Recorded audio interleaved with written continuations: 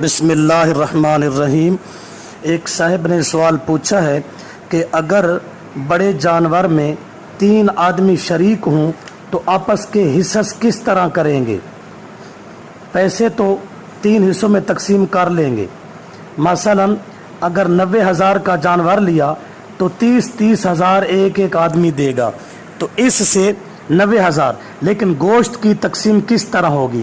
تو یاد رکھنا، بڑے جانور میں ایک بندہ اپنی طرف سے اکیلا بھی کر سکتا ہے، بڑے جانور میں 2 بندے بھی کر سکتے ہیں، تو وہ جس طرح 2 بندے ہوں گے تو 2 حصے کریں گے، 7 حصے نہیں کریں گے۔ جتنے آدمی ہوں گے اتنے حصے ہوں گے۔ اگر 3 آدمی بڑے جانور کو قربانی کر رہے ہیں تو اس میں اس بڑے جانور کے 3 حصے کیے جائیں گے۔ اگر 4 آدمی ہیں تو 4 حصے کیے جائیں گے۔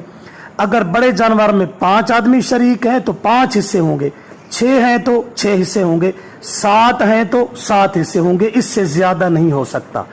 الغرض جتنے آدمی ہوں گے اتنے حصے ہوں گے۔ اگر ایک ہی آدمی بڑا جانور کر رہا ہے تو اس کا 1 حصہ ہے۔ اگر 2 آدمی مل کر بڑے جانور کو قربانی میں ذبح کر رہے ہیں تو اس کے 2 حصے کر دیے جائیں گے۔ جتنے آدمی بڑے جانور میں شریک ہوں گے اتنے ہی حصے ہوں گے۔ الدر المختار جلد نمبر 9 صفحہ نمبر 457۔ اسی طرح تمام فتاوی جات میں مذکور ہے۔